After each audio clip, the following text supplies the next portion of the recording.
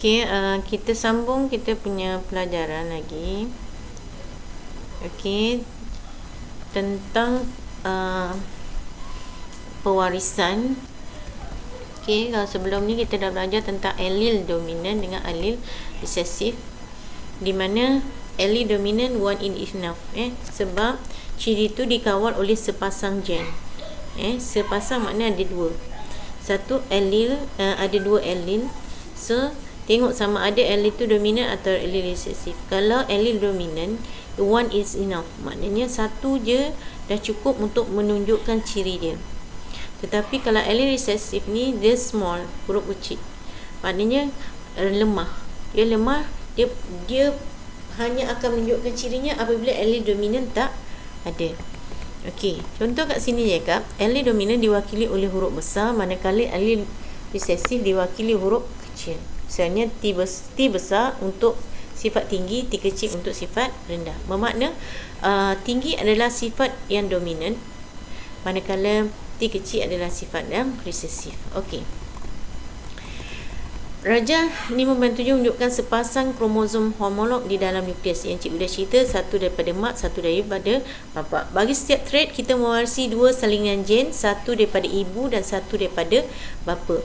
Huruf A, B, C dan D mewakili allele dominan, manakala huruf kecil A, B, C dan D mewakili allele recessive. Tahukah anda trait manusia yang manakah bersifat dominan atau recessive? Okey, jadual 5.1 menunjukkan beberapa trait dominan dan trait recessive. Okey. Boleh menggunung lidah adalah dominan, tidak boleh menggunung lidah adalah recessive. Rambut hitam adalah dominan, rambut perang muda adalah recessive. Cuping telinga bebas adalah dominan, manakala cuping telinga melekap adalah recessive. Okey, lesung pipit. Lesung pipit ni adalah trait yang dominan. Trait yang dominan. Tak ada lesung pipit adalah trait yang recessive. Okey. Rambut kerinting. Rambut kerinting. Rambut kerinting adalah dominan, manakala rambut lurus adalah recessive. Sebab itu kita tengok kalau orang negro kahwin dengan apa dia bangsa, anak dia rambut dia kerinting. Sebab apa? Sebab orang negro ni rambut dia kerinting, dia adalah dominan. Okey, kita tengok mekanisme pewarisan. Okey, sebelum kita tengok mekanisme pewarisan, kita tengok dulu, kita praktis dulu apa sifat dia. Misal katalah cikgu nak cakap boleh menggulung lidah. So cikgu perkenalkan huruf G besar. Sebab G besar ni adalah dominan, so boleh menggulung lidah, cikgu buat huruf besar. Boleh gulung lidah. So G kecil automatik sebagai tidak boleh menggulung lidah. Tak boleh gulung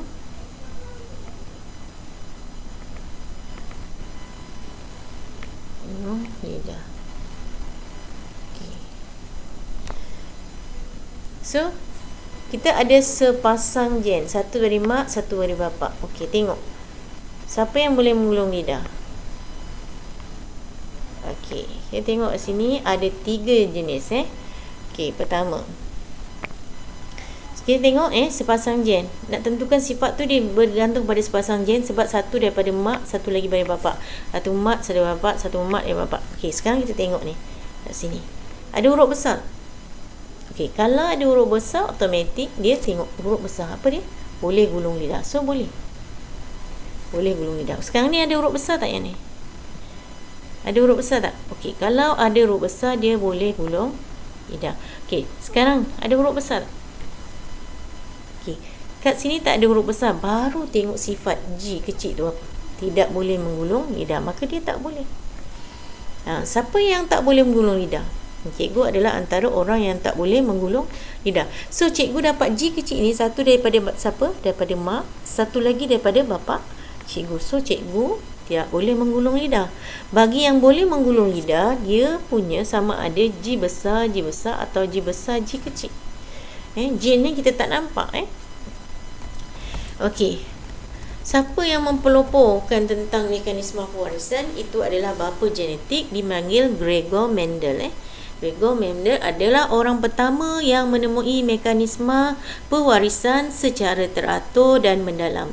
Mendel menggunakan pokok kacang pi berbaka tulen. Apa maksud berbaka tulen? Maknanya keturunan dia tu semua baka tulen. Misal katalah tinggi.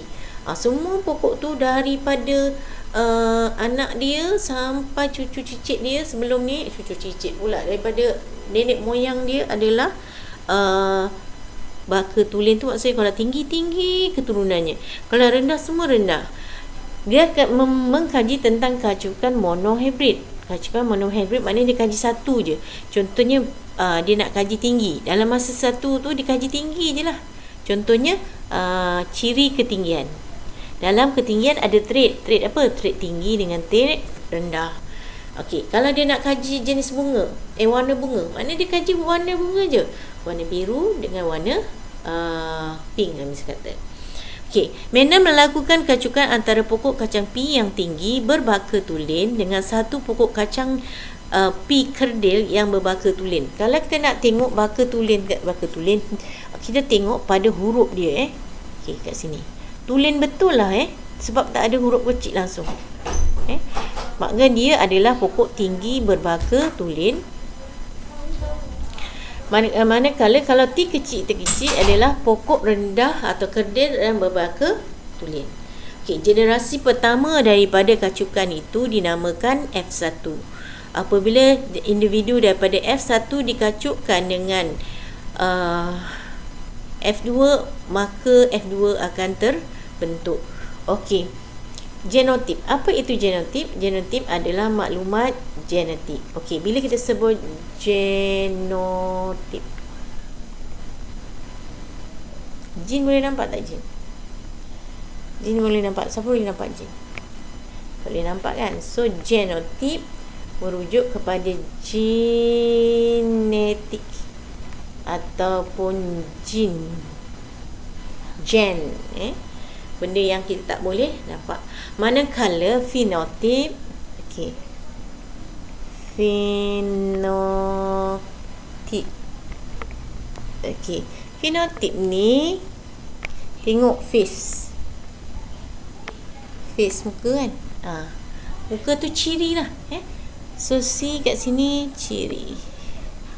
ciri-ciri fizikal. Benda yang boleh nampak, yang dipamerkan pada suatu organisma. Okey, dah faham tentang genotip dan juga fenotip. Okey, kita tengok sini. Apa yang Mendel buat ialah, pertama kat sini fenotip. Nampak tak fenotip? Face tu apa? Ciri fizikal. Apa ciri fizikal? Tinggi. Tu tinggi tu adalah ciri fizikal. Dia cakap berbaka tulen. Berbaka tulen. Kat sini pula apa dia punya fenotip dia, ciri dia adalah kerdil. Okey. Kemudian baru dia tulis genotip induk. Okey. Genotip induk dia dah cakap tu baka tulen. Maknanya tulen bang. Maka kat situ kita tengok hurufnya besar semua. Sebab apa? Huruf besar ni untuk dominan, maknanya huruf dia huruf besar. Nampak situ. Manakala kat sini baka tulen, kerdil, maknanya dua-dua huruf kecil. Kita kena kenalkan dulu sebelum sepatutnya kita tulis mewakili alil dominan tinggi kalau huruf besar. So yang kecil pula alil resesif yang mewakili sifat kerdil. Okey. So kita ada huruf besar dan huruf besar, T besar dengan T kecil. Okey, bila kita mengalami proses meiosis, apa yang kita buat ialah kita belah ni. Kita belah dua. Okey. So sini T besar, kat sini kita masuk kat sini. Ni pun separuh tadi, kita nampak. Okey, ni kita belah. Alamat tu tutup pula. Tak apa. So T kecil letak kat sini, T kecil lagi satu letak kat sini. Okey, lepas tu ini bila separuh kita dah belajar meiosis hari tu.